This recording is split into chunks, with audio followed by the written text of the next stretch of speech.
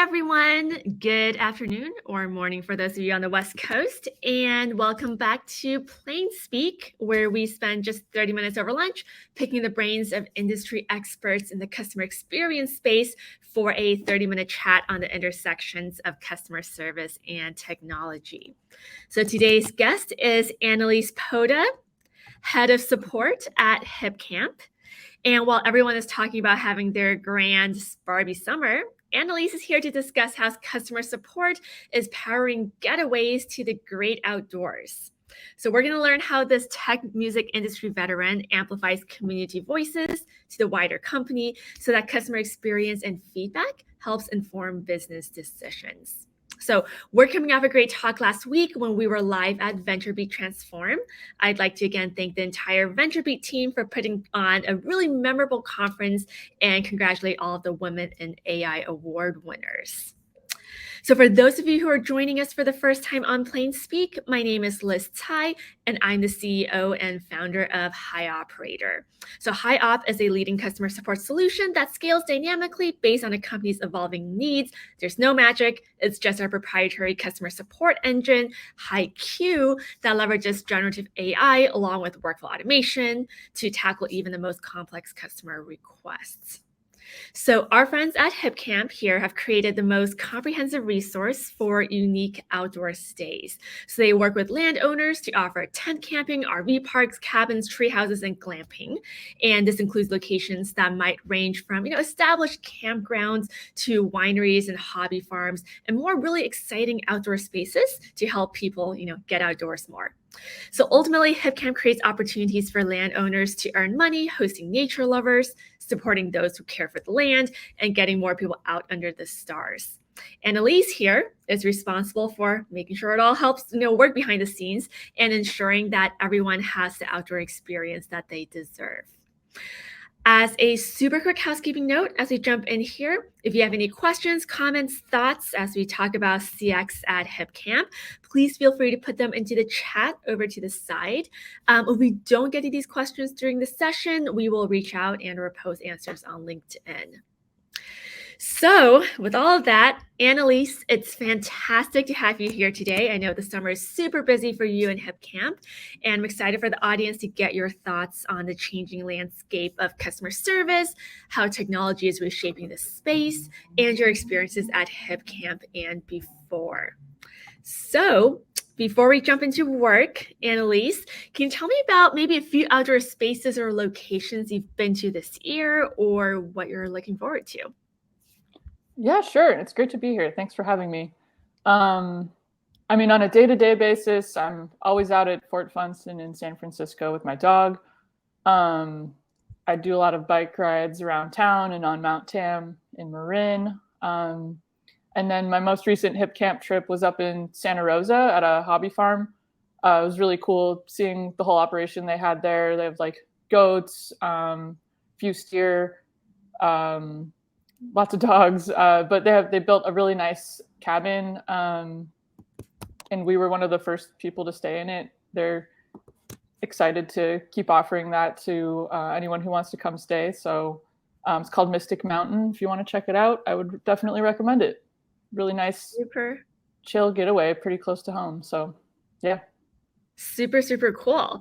Was this something you were doing before Hipcamp, or is Hipcamp part of the impetus to them being able to share with campers? I'd say both. They have a few sites up there. The story they told me is they built this kind of cabin, tiny home for one of their relatives to be able to live in eventually, but that's not happening just yet. So it's quite a nice space that they want to just rent out, make some extra income on in the meantime. And they were a really interesting family. It was just cool hearing about their whole lifestyle. They really do, live off the land as much as they can. They were impacted by the fires some years ago, so they've really rebuilt from the ground up. And it's amazing to see all the new growth there. Just really awesome. One of the coolest things about Hipcamp is it brings together people from different backgrounds, kind of like bridging the urban-rural divide. So just always getting to get out and talk to the hosts and understand what their life is like is a really rewarding part of both me working there, but even if I didn't work there, I would enjoy like hearing about different lifestyles that are quite different from me who lives in a city. Yeah. No, super cool. Yeah, because anyone can go out and camp, but getting that host experience and getting the context is super, super cool. I just need Texas to stop being over 100 degrees so I can actually go to the outdoors. But yes, I know. Yeah, that's a tough one right now. We do see the weather. It's funny how we see it impact different trends in the in our marketplace. So I hear you on that. Yeah, no, that makes a ton of sense, right? Heat in the south, and then the fires seem to have drifted east this year. Mother Nature, lots of unexpected things, I'm sure. Definitely.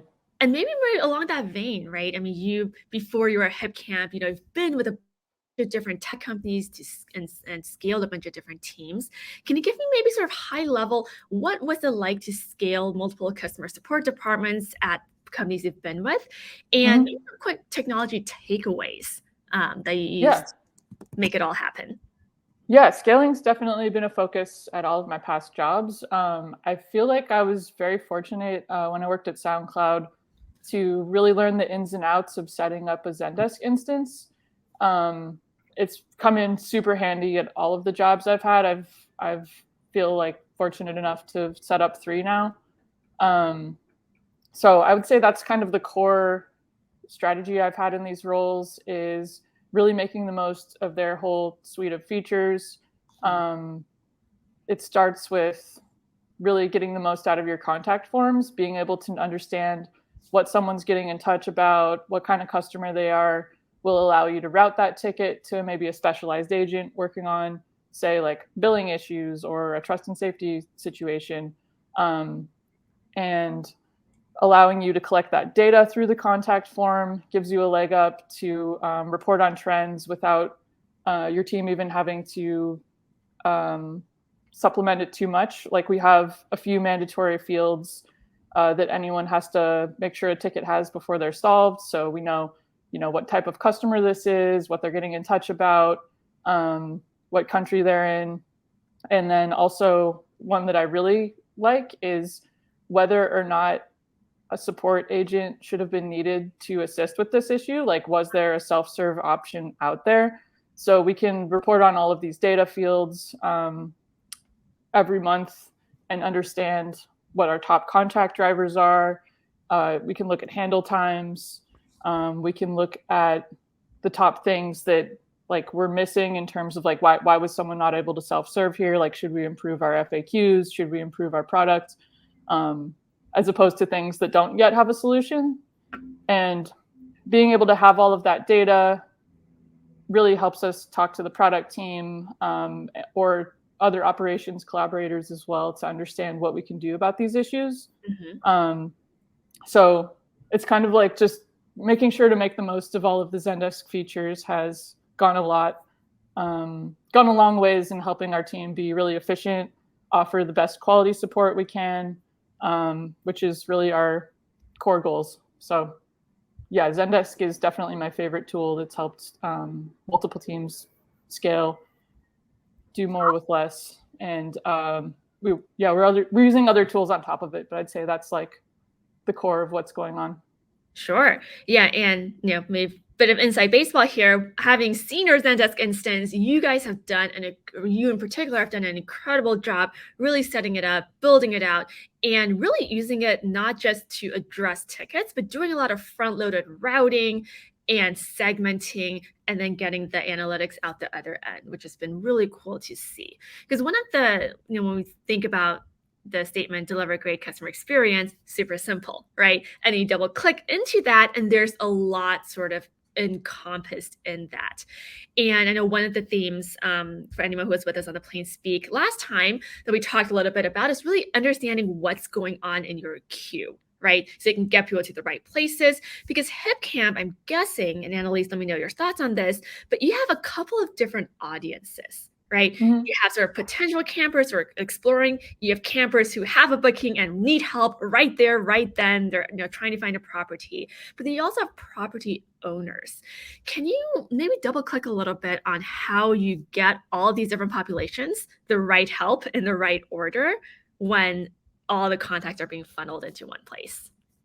Yeah, they are all being funneled into Zendesk, but we have even, I don't know, we have a few views that we use most often. So based on different attributes of the ticket that we know when it's coming in, for instance, like in the contact form, they'll say if they're a host, or we're also getting tickets through our chat bot and we'll know if they're a host or what type of issue they're getting in touch about. So those tickets will be tagged automatically, routed to different views.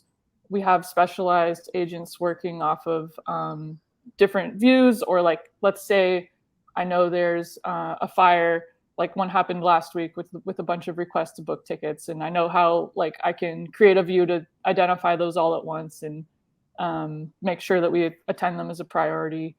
And it's easy to like zoom through the same topic as opposed to jumping around from like, what's up next? We don't know. So yeah, I mean, that's generally how we're doing it. Did I answer your question there? Yeah, no, that's super helpful, right? Because you have, especially in the summer, it's high season, you got a ton of contacts coming in, and you're doing a lot of upfront routing, triaging, using tools like Zendesk, right? To say, okay, this is someone who needs help urgently versus this is someone with more of an FAQ. Right. And one other thing I'll say on top of that is we set different SLAs based on these attributes as well. So we want to make sure that like a trust and safety situation has a shorter SLA than someone asking like a product question about search results. So that in that way, the product's working for you as well, because it's just sorting all of your tickets, making sure they're the most important ones are answered first. So if I don't know, I would recommend to anyone out there for any help desk you're using just to try and make sure you're using all of the features it provides, because they do all really work together and complement each other in amazing ways. And once you figure it out, it's kind of like just unleashing a superpower. And the team like really loves getting involved in it as like I'm who's in charge of improving our macros, and we can look at data in regards to which ones we're using most often or which ones get bad CSATs. It's kind of just like once everyone understands like the whole Zendesk ecosystem and how things are working together, it's fun for the team to get involved in that as well and suggest improvements. Awesome. Yeah, so they're getting some control over shaping the experience rather than just ticketing. Super, super, super cool. Now, a couple maybe other things to talk about here. I'm curious about your chatbot implementation a little bit, but when it comes to team, right? I've talked a little bit about, Hipcamp has obviously scaled a ton, but you guys have also made some acquisitions. Can you give us some sort of high-level thoughts on how you've been able to grow your team, not just internally, right, but also through organic and inorganic expansion? Sure. Yeah, we've expanded internationally, and a couple of ways that we did that. Like one of them, probably 3 years ago now, we acquired an Australian company, and they're like super integrated. Like it's just Hipcamp Australia now, but some people like we gained some support staff through that. And it's really great to be able to have almost 24/7 coverage, people working normal hours for their days, not needing to work late shifts at night or have on-call shifts. That's really helped us have more of a reasonable lifestyle for our employees. I remember when I first joined, it was just myself and 3 other we call them support guides at Hipcamp, and we had to take turns every night, like being alerted if an urgent ticket came in. And it's just really wears on people. It's not enough people to share that load. So it's super cool that both our Australian team and now our team in the UK has been with us for about a year. We can help each other out with urgent things that happen from other markets. We don't quite have 24/7 coverage, but it's pretty close. And it's just so nice to not need to worry about like an on-call system. I've been at other jobs where it's just kind of a constant stressor, worrying about that scheduling over the weekend that, some people are excited to do. And some people it's like, you're really asking something more of them. It just kind of leads to more burnout when we're not taking proper breaks from our busy days here at work. So we have all those in-house teammates, and then we're still incredibly seasonal. Like Northern Hemisphere summer is still our busiest time of year. So we're in the thick of it right now. Nearly twice as many tickets as the other half of the year. So we supplement that with temporary staff. Yeah, we've worked with great partners like HiOperator, of course, and HiRing as well to get people on the schedule, ramped up. We also use a tool, Lessonly, that's helped us accelerate our training by like 3 times as fast. It's amazing. Wow. I super recommend it. Like, because we have to bring on all these temporary staff, training is quite a thing, and we support such a huge breadth of things on our team. Like it's a product that's bringing people together in person. There's hospitality related support, there's product support, there's billing support, like all these kinds of different things. So it kind of requires a pretty, smart, like a lot to ask of any one support guide. Exactly. It's a lot. It really is a lot. So really thankful to have like invested in training modules. People can go through them on their own and then also get help shadowing tickets with someone on the team. But it's different from when I first started, and like we just literally had to sit with someone in the office, pair the whole time, and you learn that way. It's really empowered us to scale up the team quickly, efficiently. And that's our team. Yeah. So right now we have probably half of us are in-house and half of us are seasonal staff. So if that kind of gives you a picture of how much we have to increase things over the busiest time of the year, it's an interesting challenge. It's a new one for me at this job, that's for sure. Yeah, a ton of just training and upskilling on the fly, and a long ways from the 3 of you guys, switching an on-call schedule, because you're right? I mean, a lot of things like billing can probably wait, but things like trust and safety, you've got real people out in the real world doing real things. Those are so urgent. That's nice to be able to sort of spread that across the workforce that you guys have these days. That's awesome. Maybe one last bit here, because I know we touched a little bit about this last time we connected, is using more automated self-service tools, and tools like, I think you guys have implemented Ada, right, as a chat solution recently. How are you seeing that impact both the burden on your team, on your support guys and your team, as well as maybe customer experience and customer effort? Yeah, completely. We got started with Ada in April, so still pretty new to us, but the results have been quite impressive. We've already reduced our contact rates like over 30% for our hosts and Hipcampers. And that's mostly because the tool is really good at directing people to those self-serve options. Kind of how I mentioned earlier in Zendesk, where we're tracking whether or not a support guide was required for this ticket.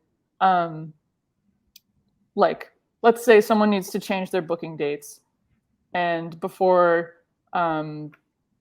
if they just don't look at the product very much, they might not find the area, but the chatbot can lead them right there. And it's like, hey, go to your trips page. This is where you would change your dates.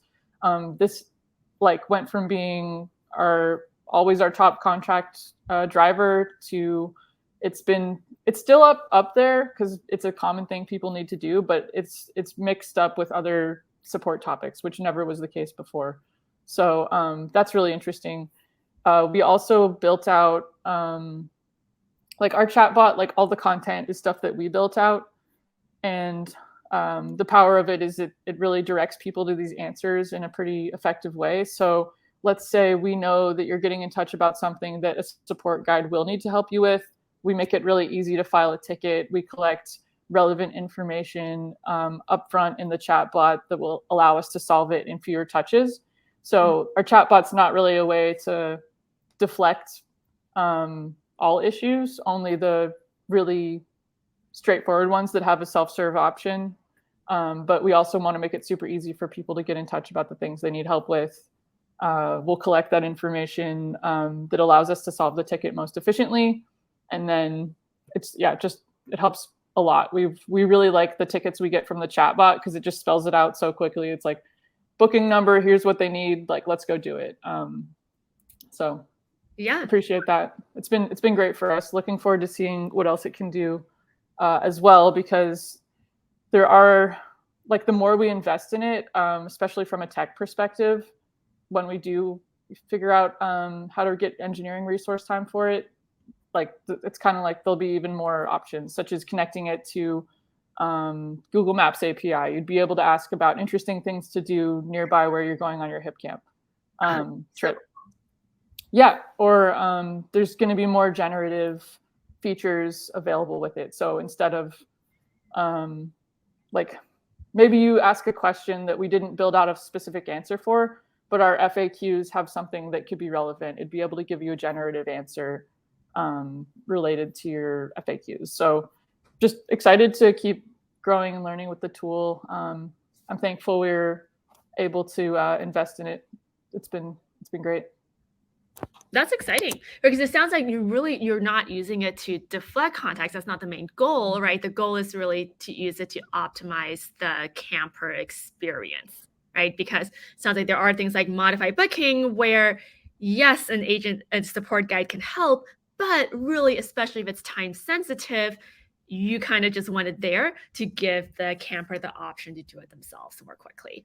Yeah, and they're happier with that too. Like it's a low effort thing on their side. And we're here to help if something comes up, but ideally that's a great experience. So yeah, I guess there's multiple goals with it, of course. Like it'd be great to deflect those, but we're not trying to hide from our customers in the least. It's just a nice layer on top to like have a nicer experience to work with us. Makes sense. Now, that makes a ton of sense for the campers, because campers are probably digitally native. They're there to book.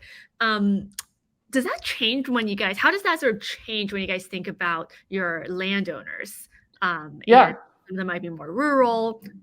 How do you think about, I guess, maybe changing the support to complement that?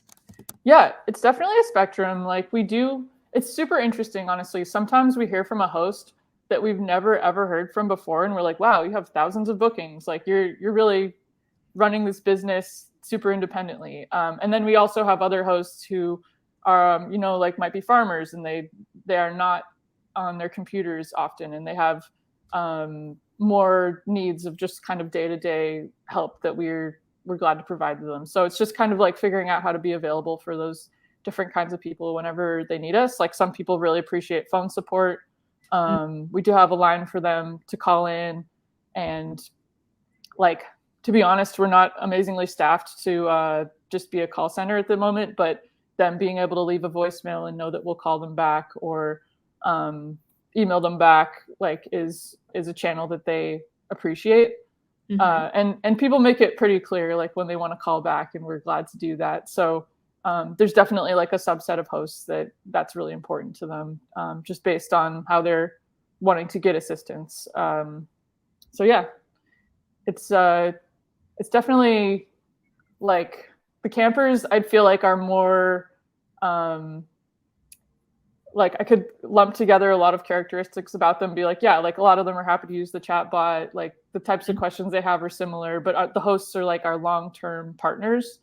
And we do have a lot of them where like, it's like you see their name and we have a long-term relationship with them and know like what we'll need to provide to them. So that's also like a benefit of having really like staff that's stuck around over the years. Like we really do build these relationships, and people know and ask for specific people to chat to, and that's always nice to see.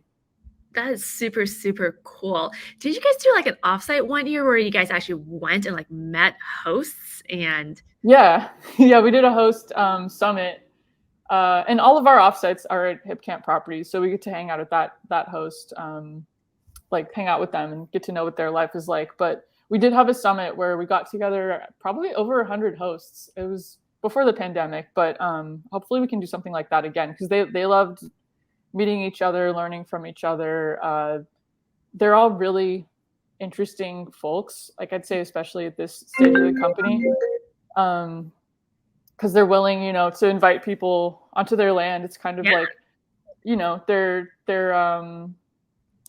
early adopters in that sense. It's not like a ubiquitous idea at this point in time, but like they really want to share like their lifestyle. Like I've learned about permaculture, learned a lot about different like kinds of spirituality from them. Like some of them like we've always like had like native land acknowledgement at some of the properties, and some of these hosts like are on really special areas where they know the history and want to bring that to people who visit. So it's always like a really interesting experience. So yes, getting all the hosts together is a lot of fun. Like we still have stories from that event that was planned. Wow, that is so special. It's like the earlier days of Travel Share, where you were, literally on a couch. You were literally, Right. Being part of your host's life.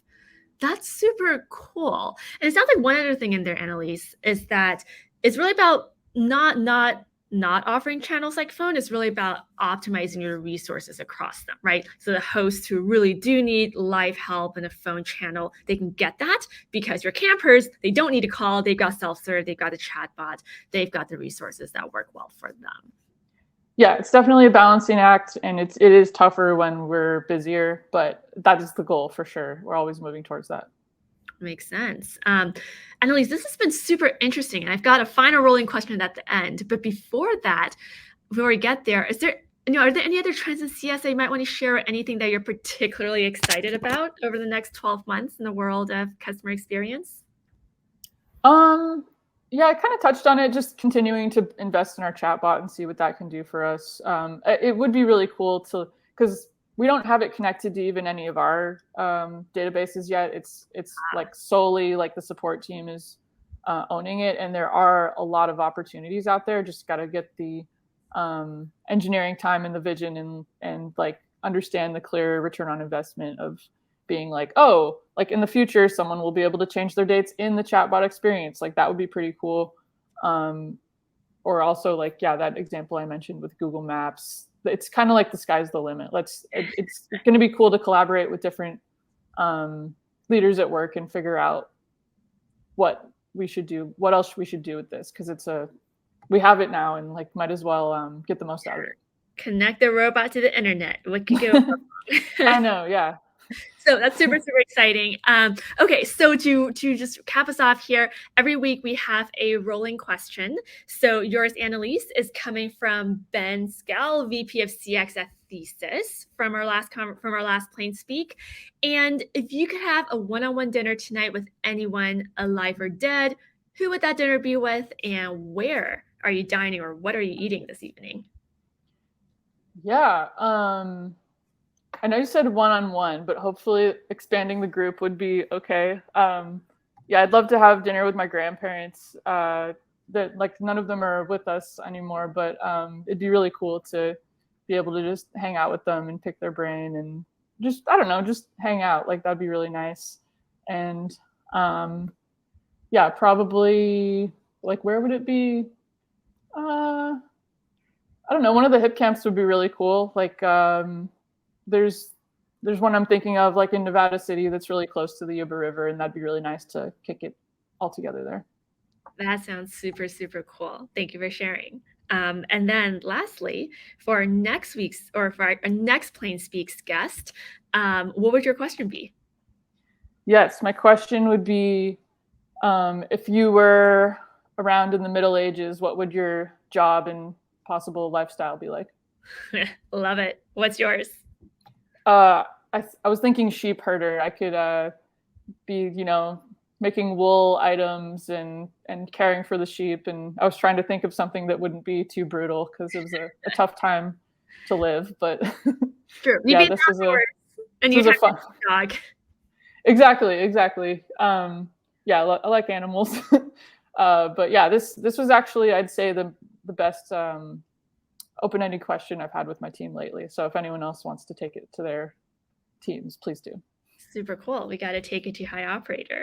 Please. Well, Annelise, it was so unique to hear you speak about how Hipcamp helps, people connect to nature and enjoy the great outdoors.